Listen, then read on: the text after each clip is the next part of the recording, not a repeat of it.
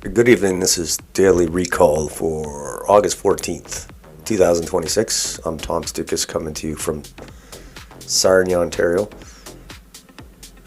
Hopefully, everybody's having a nice Friday night. Summer's almost over. A couple more, 2 or 3 more weeks. And what's the big story I saw today? Not a lot going on, but something that caught my eye was this news story going around about MPs in the Conservative Party voicing private doubts on Pierre Poilievre's leadership. So, I said he wouldn't last as leader to run in another election, and then I thought I might be wrong. He might survive, but I don't know. It might not happen either. So, like, his poll numbers are, if the polls are to be believed, they're pretty bad. And he lost 7 MPs for various reasons. Some of them took off to the Liberals, others retired, whatever. And some people say, oh, Carney lost 7 MPs too, but yeah, a lot of his MPs went on to bigger and better things too, like they got promoted. Chrystia Freeland, and a lot of it with Carney, his MPs were like shedding of the Trudeau era, right? Like Guilbeault and Freeland and Bill Blair. So that was actually like good for Carney to get rid of those MPs. Whereas Pierre, he lost his MPs. It was, it made his leadership look weak. So. But you got that with the polls, and now these MPs starting to grumble. And also you got like Doug Ford's strategists, Corey Tanecki, Nick Kouvalis, they can't stand him. So it's like he's got a lot on his plate, Pierre. And he's getting criticized too for making these dumb videos like him working out and stuff. So. And he's not being, the Conservative Party's useless. That's my thing. That's all I can say. Here's this report here. Whether the the report about Conservative MPs is true or not, they're still useless. Like some people say, oh, it's bullshit. It's just the liberal media attacking Pierre, and obviously the others say it's. Pierre's got to go. So it's like, regardless of who you believe, it's not looking good for Pierre. But it says 17 MPs, so I can't see the news people. They are liars, of course, but I can't see them running a story like this, citing 17 MPs, obviously confidential, like anonymous. But there's got to be a little smoke there, where there's a little fire, where there's smoke, there's a little fire, or whatever. So, he's got to deal with it. They're probably worried. At the end of the day, they're worried about themselves. They're riding. So, and when Trudeau got replaced, this is how it started. The polls were bad, and I think he was losing MPs, like people were retiring and leaving politics, and then these anonymous MPs started commenting on his leadership, and then one guy went public. I remember the one guy went public, I can't really remember his name, and then once the one guy goes public, it either fizzles out or it's an avalanche. And for Trudeau, it was like the writing was on the wall. We all want you to leave. Get the hell out. So that could, I see the same thing happening here. Like the same trajectory. You got the polls, the bad polls for Pierre. You got the MPs leaving. Like Larry Brock. He's a big guy on his team. And he said, screw this, I'm out of here. And then you got the grumbling of the MPs. So we're on the same trajectory. Pierre is on the same trajectory as Justin was near the end. The difference is Trudeau was prime minister for 10 years. Pierre didn't even get to be prime minister. So, I mean, he could still survive, but I don't know. And his wife, you haven't seen a word from his wife. She was everywhere during the election. I think she turned off a lot of people, especially in the Conservative Party. And now she's nowhere to be found. She's probably busy writing her book. All right. So that's the big thing. Whether he survives or not, I don't know. Like I said, I predicted he won't survive as leader to the next election. So I think I'll be right. I do. I think I'm going to be right. But who's going to come get him? Who's going to replace him? There's, Doug Ford, Jason Kenney, Stockwell Dave, and holy shit, the guy's like too old. But there's not really, I don't see anybody, especially like that would satisfy what I want. I don't see anybody coming from the Conservatives that aren't basically the same as Pierre. So why replace him? All right, let's let this. CTV News report from August 14 detailed conversations with 17 MPs from various regions who raised fears of seat losses in Ontario and Atlantic Canada and questioned Poilievre's ability to beat Prime Minister Mark Carney. So Atlantic Canada and Ontario. So their polling is probably showing they're not doing well in those provinces right now under Pierre. This contrasts with his 87% support in a January 26 leadership review, where delegates backed him overwhelmingly. While no MPs have publicly called for change, and party rules require substantial caucus support for a challenge, the anonymous concerns highlight internal uncertainty as Carney's government grapples with trade and economic issues. So yeah, who knows if it's, but 17 MPs, it's hard for them to fake a story like that. I know how that works. Like, even if they hate Pierre, it's hard to say, because if they fabricated 17 MPs, the Conservative Party is going to say, hey, none of our MPs said this. So it's like, it's probably true, I think. And that seems like a lot of MPs. Especially the Ontario MPs. And remember we were saying about Corey Tanecki and Kuvalis, who got Doug Ford elected. They can't stand Pierre, so that's a big obstacle if you want to win votes in Ontario. I'm not saying they control it, but you kind of want to be on the same team, same page as guys like those, because they won 3 majorities in Ontario. So I don't think it's looking good for Pierre. Let's see what people are saying. CTV hit piece. So that's the Pierre guys. They're very thin-skinned. They call everybody a liberal if they criticize Pierre. Or a hit piece, whatever. It's probably I know they're biased, but still, can't only blame them for so much of your failure. CTV built a front page attack on Pierre Poilievre around a Nanos poll that CTV itself commissioned. So basically they're attacking the poll. Okay. Several Conservative MPs privately expressing deep concerns about Pierre Poilievre's leadership, with some telling CTV News they do not believe he will still be leading the party when the next federal election is called. See, I said this after election night when he lost his riding. I thought he would have quit then. He should have quit then.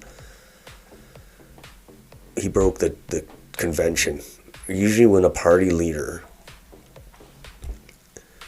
loses the election and his riding on the same night, usually they always fall on their sword. Unless they're on a weird, sometimes a fluke, the party wins but the leader loses.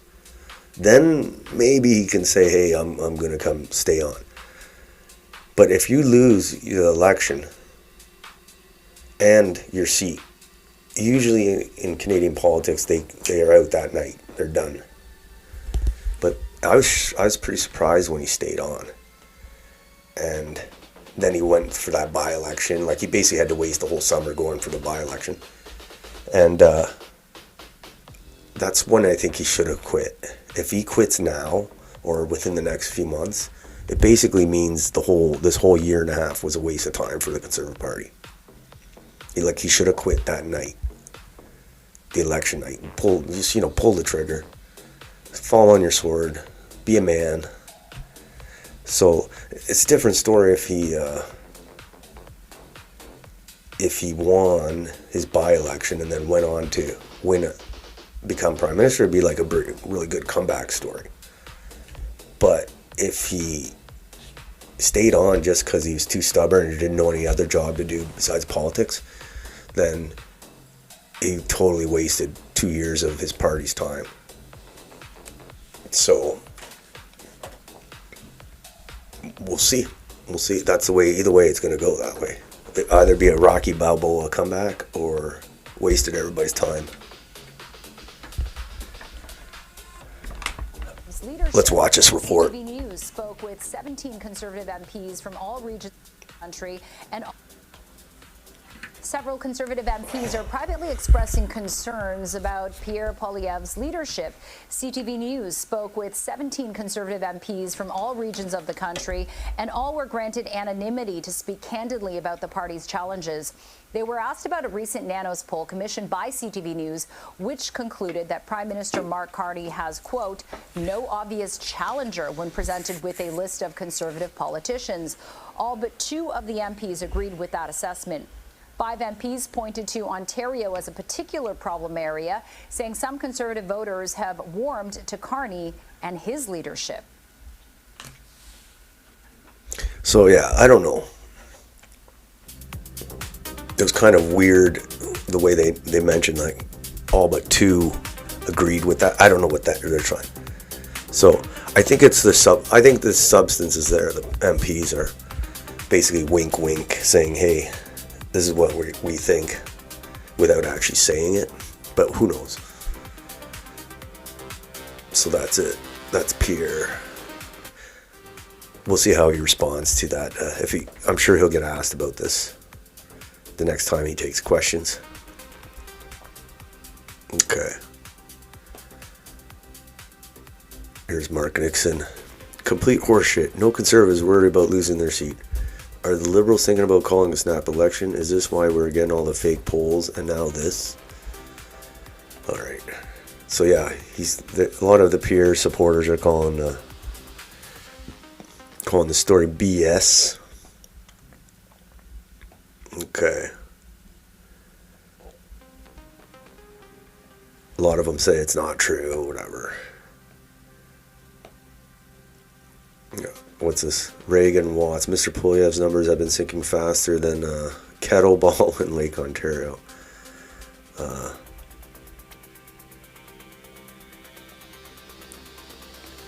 So we'll see. We'll keep an eye on it. See if Pierre survives. Okay.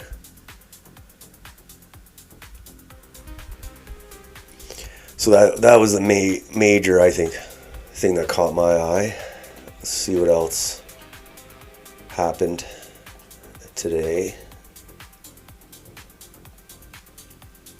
The day.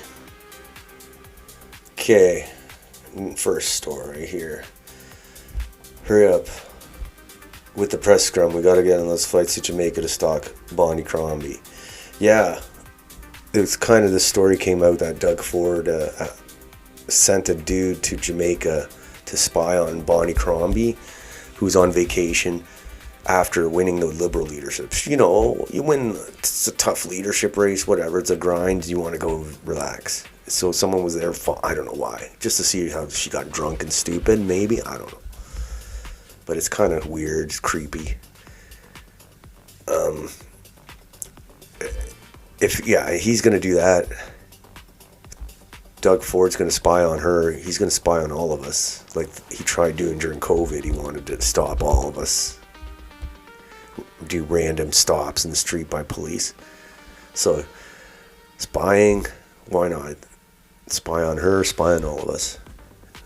That's kind of showing his character there.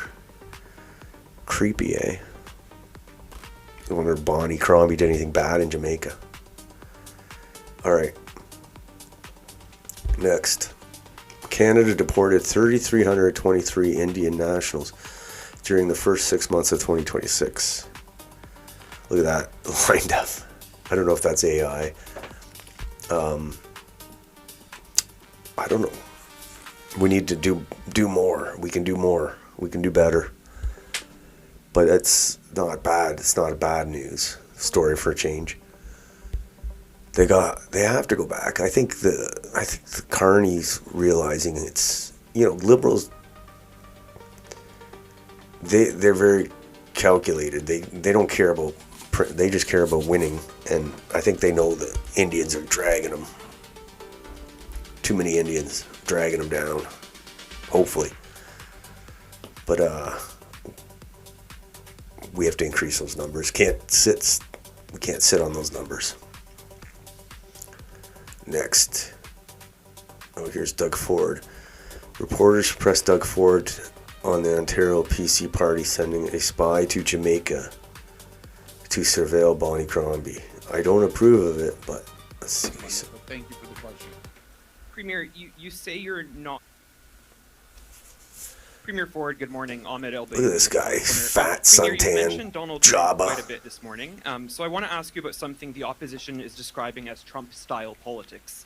Can you explain, Premier, why taxpayer money was used to send an operative to, I quote, spy on, essentially stalk a political opponent of yours, while Bonnie Crombie was on a 3-day vacation in Jamaica in 2023? It's being described as creepy, disgusting, despicable, and beyond inappropriate. Can you explain that? Yeah, well, I just found out yesterday, I've talked to the party about it. It was $3,000 of the party's money, and I didn't know until yesterday.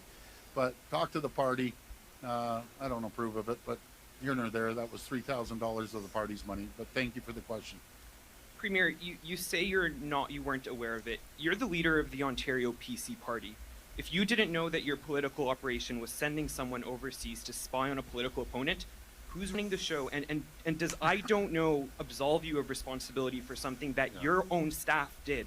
Those who work for you. I don't watch every single dollar when I'm in the middle of a campaign, the largest in the country. I rely on our team to make sure that they spend it appropriately. And as I said, I found out, I think it was yesterday they came up and told me, but you can talk to the party, it was $3,000 of the party's money. I want to emphasize, that was the party's money. Do I agree? No. But this fat blob. Premier Steve Cornell from the Trillium. Just to point on that there's a taxpayer subsidy that goes to political donations, so there is a portion of that is taxpayer money. And I just wanted to flag on one piece for you. The opposition party is saying that opposition parties are saying this is very much over the line. And you're a politician through your career that's always been very protective of privacy. Do you feel like this was over the line? He's a hypocrite. Do you agree with them? You know something, I have talked to the party. I wouldn't do it, but again, things happen. It's no different than myself. When the media has followed me down to Florida, they followed me to Chicago, New Jersey, and so on and so forth at a lot higher cost. But you know something, it's politics. It was $3,000. I found out yesterday, and that's it. But do you expect these kind of tactics to continue? I mean, the Liberals are picking a new opposition leader, a new leader. I hope not. I hope not. Let's just have fair and balanced elections. Stuff happens during the election. Yeah. I can't stand this guy. Look at it. Just look at him. He's fat, sunburnt. Destroying Ontario. I'm no fan of Bonnie Crombie, but I still think that's creepy. Okay. Here's a good post. Strange Brew podcast. I like this post because it really explains how I feel too about the Conservatives, how useless they are. I'll read it. So if you still believe the Conservative Party in Canada represents genuine opposition, you have not yet grasped the nature of controlled opposition. The entire left versus right framework is itself a controlled opposition. Canadian Conservatives conserve nothing. Heavily influenced by foreign interests, they raised no serious objection to mass immigration, offered no meaningful resistance to lockdowns or vaccine mandates, and showed little opposition to gender ideology. This goes for Ontario too, the PCs in Ontario. On the issues that matter most, they largely agree with the left. Meanwhile, the politicians on both sides enrich themselves year after year, awarding themselves raises and benefits while accomplishing virtually nothing of substance for the public. They are parasites. That is simply what the politicians are. Their entire performance exists only to convince voters that they are on your side, telling them what they want to hear while being pulled by the exact same strings. If you still fail to see this, you do not understand how the political spectrum actually operates. It's designed to manufacture your consent for a system built to control you. Pierre literally calls himself a goyim. Wake up. Yes. So yeah. Basically, he's saying, expecting to vote conservative and having the Conservative Party come in and save Canada is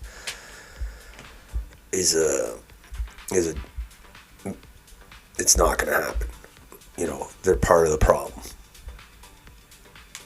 And as we're seeing, they're totally part of the problem. They're not saving anything. They're just doing the same as the Liberals. Same on all the big issues.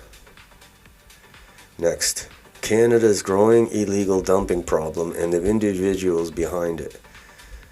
Widespread illegal dumping in Canada has led residents of various municipalities to confront the perpetrators and record incidents. The perpetrators, when caught, are almost always Indian.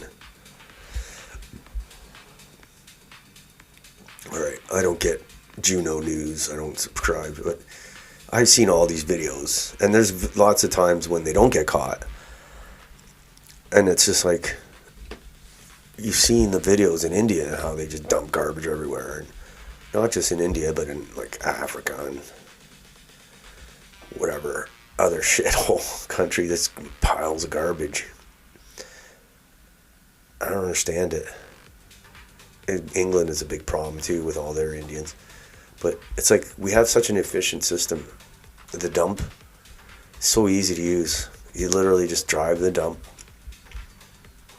They weigh your car. And then they weigh it after, and they charge. It's like $20 for like a big load, and it's so easy. It's not even hard, and you don't have to worry about getting a fine or ruining the environment, ruining the neighborhood. So I don't understand why they don't use that system. Like maybe in India there is no dump, but here we have dumps, and they're very easy to use. All right, next. See, we're talking about the Liberals and Conservatives. They're basically the same on immigration. Like, look at what Pierre was saying not too long ago. He was more pro-immigration than the Liberals. So it's funny, the Conservatives and the Liberals. Look at this, it's a Canadian. Canada's political establishment. It's true. It's true. You look at the MPs from both parties. All right. Next, these students, Calgary Internet, these guys. I guess the Canadian Border Services raided the Sikh protests or the student protests in Calgary. They showed up, checked documents, and started processing people on the spot. So I think that's funny.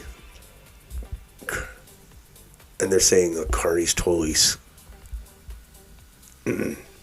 outdoing Pierre on the immigration just by doing little things like this. It's pretty funny. But I guarantee if Carney thinks he's going to get more support by deporting Indians, he'll deport Indians. It's hilarious. I don't really care who deports them. I really don't care. Could be the NDP for all I care. But we have to. Because soon it's like all the fast food places are going to be AI. Like McDonald's, they're working on it. I know they're working on it. Like, as AIs, they still have maybe a couple humans, but most of it's going to be robots. The delivery guys, all going to be robots. The truck drivers, all going to be robots. All the office call centers, robots. So why do we need, even Tim Hortons will be all robots. They can't screw up your order worse than it's already being screwed up. So it's like, if we're going to have these robots, won't need these Indians. It's going to be a weird phenomenon. So maybe the CBS raid is just a start. Just a start of things to come. Because, those are legitimate questions. Like, they're saying about AI, like, it's coming, like, quick. Maybe it's not coming, but I think it is. And those are all the jobs that the Indians got, or AI is totally going to eliminate. So, might as well start deporting them. All right. Next. Pascal Engelhardt. Judges follow legislation adopted by politicians. Doug Ford's a politician and can adopt new legislation to make sure it doesn't happen anymore, but he won't. He's a coward, a poodle barking behind a window. So here is Doug Ford unloading on bleeding heart liberal judges. He's talking about the crazy Guelph guy that they keep letting out, and then he breaks his bail or his what's his called conditions, and they put him back. Whatever. He's still out in the street, and Doug Ford is saying how all these judges, they need. How long is this clip anyway? I can't stand Doug Ford. Look at him. He's so orange now. He's looking more orange than Trump. And the judges have to be tougher. We're building thousands and thousands of more spaces in these jails, more jail cells, but no more bleeding heart judges. You're letting someone out in your community that, I think you said, had sexual offenses and all sorts of other stuff. You're going to jail. You're going to jail for 5 to 10 years, and we solve the problem. Stop letting these criminals out to terrorize neighborhoods, to terrorize the good people of Guelph. I could take a poll out in Guelph. It doesn't matter if they support the green, the orange, the red, or the blue. Do you want a guy like this terrorizing your neighborhoods? Do you trust your poor little kids going out to a park, or your wife walking along? Well, this lunatic is running around. Repeat offender, repeat offender, repeat offender. Let's toughen up, folks. People get confused. You're the premier, man. It's controlled by the federal government. We need to throw these criminals in jail and keep our communities safe. And that we need judges. And by the way, I don't want to paint a broad brush. We have phenomenal judges, great judges. But there's some bleeding heart, liberal bleeding heart judges. Oh, John comes in again. Not for the first time, not the second, not the third, not the fourth. I can't listen to this guy. The point of this video is, again, like with the Bonnie Crombie thing, he blamed other people. He blames for the Bonnie Crombie thing, he blamed the party. He said, talk to the party. And for this, he's blaming the federal government and the bleeding heart judges. But this guy's been premier of the largest province in Canada with a majority government for like over 8 years. And the way he talks here is like he's some nobody like us, just complaining about, oh, the government should do this, government should do that. It's like, you're the premier.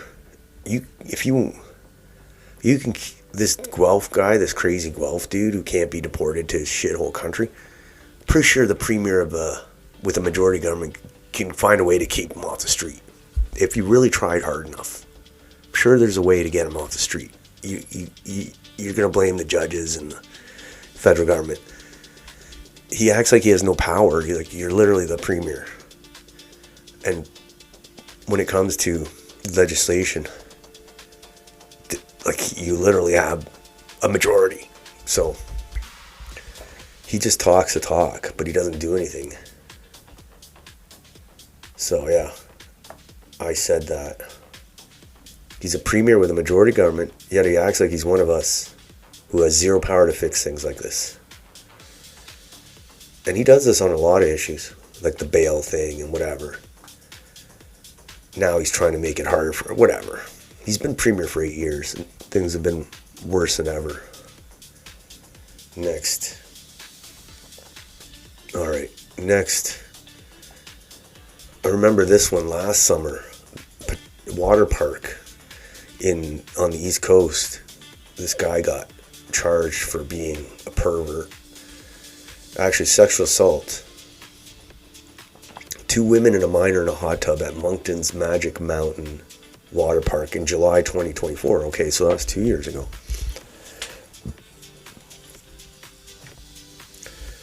I remember that story though, and so here it is. Patel Water Park, sexual assault sentencing set for September. So he had his trial. And he's not even Canadian. Like, why is he even here? Like, whatever. Brijesh Kalpesh Kumar Patel, 25, awaits September 16th sentencing decision after being convicted for the sexual assault of 2 adult women and a minor in a hot tub at Moncton's Magic Mountain. Crown prosecutor seeking 40 months in prison plus a 10-year sex offender registry placement. What do you think his sentence will be? Yeah, look at this dude. Yeah, deportation. Should be deported. 40 months in prison plus 10-year sex offender. And he's not even Canadian. All right. We treat him so nice here. And he'll probably be allowed to stay. That's the funny. Like, this is crazy. If this guy is allowed to stay in Canada, you know what his defense was? It was like he was drinking and he wasn't used to alcohol. And that's why he did it. So, yeah. I'm going to get all rapey once I have a few drinks. Sorry. All right. Next. Berta Proud Dad. This guy's a grifter. Look at this guy. I call him a Berta cuck. But anyway, he's apologizing. Somebody at the Alberta Prosperity, they were having some kind of live stream. Some guy came on and said some shit about Indians. Like, Alberta doesn't, like, we stand for freedom and not all this flip-flop wearing, towel-headed, whatever. He's basically talked about Indians. Now all the Alberta separatists are saying racism has no place in the Alberta independence movement. What happened tonight was unacceptable. A better Alberta must be built on freedom, respect, and unity for everyone. Our children are watching. We must be better than this. So yeah, basically embarrassing. He's saying it was embarrassing and completely unacceptable. So basically, he denounced it without hesitation. Like, this is commie language, like apologizing, denouncing, the racism thing's bullshit. Like, that word means nothing to me. But yeah, this Berta dad, he's like a peer psychophant too, so. Yeah, they're spending all day apologizing for this one guy's comments. But we'll see. The thing with the Alberta thing is they need to be honest with themselves, the Alberta separatists. Like, come on. You know the reason most people want to separate from Canada is because the immigration policy that's turning Canada into a new India or third world shithole. And they're saying, it's happening in Alberta big time. So most people that support separatism in Alberta, the first thing they do is ban immigration from all those countries. But obviously the separatist movement, the bigwigs at the separatist don't want to say that because they don't want to be called racist. But let's not lie to ourselves here.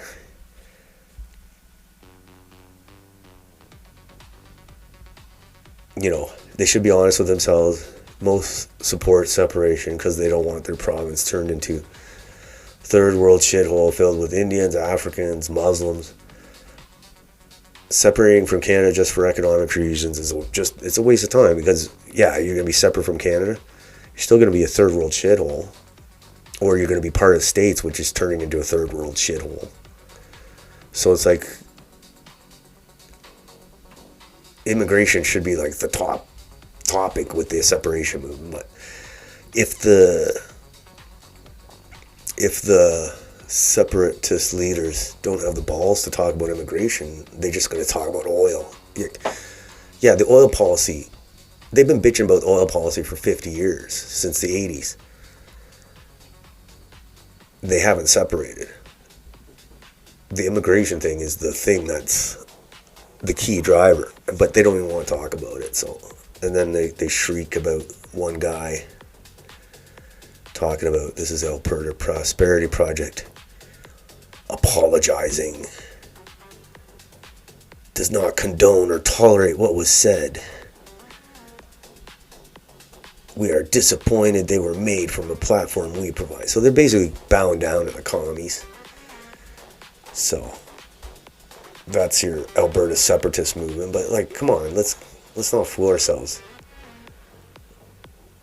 You don't think if the Alberta separatists won, they would want to ban immigration from India, Africa, Middle East? Of course they would. But they don't have the guts to say it right now. And even if they didn't do that, then what's the use of separating? What's the use? You'll just become an India province or independent Indian state instead of an independent Alberta. All right. Next. English village will have 6 migrant men to every woman. Yeah, this is crazy. They're setting up this migrant village in the UK with like 1,800 people. It's like an old, I don't know, it must be an army base. And there's like 300 people in the village. So yeah, no, wait.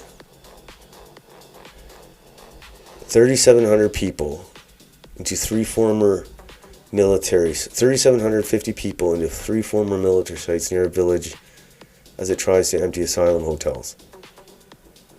Okay. Women to be outnumbered by 6 to 1. So how many people are in this village?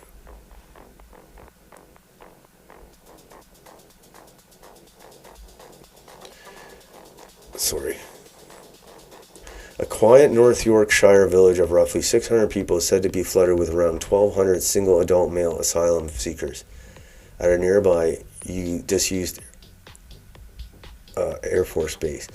Local women would be outnumbered 6 to 1. So this one town has 600 people and 1,200 single adult male asylum seekers. So basically, what the UK is like, has these asylum hotels,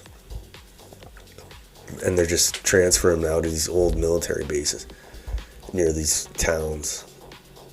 It's horrible. And that new UK prime minister is worse than Keir Starmer, I think.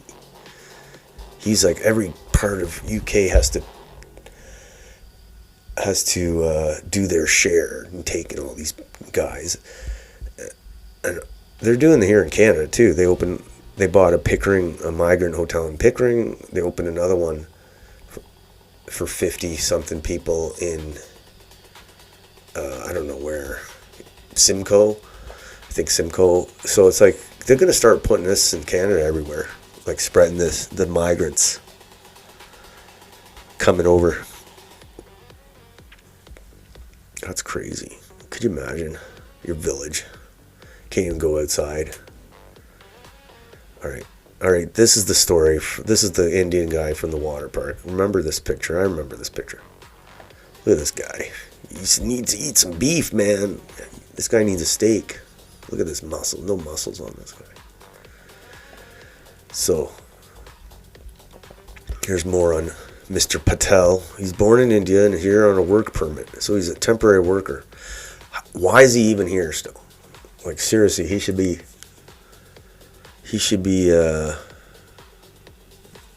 have been deported like the weekend.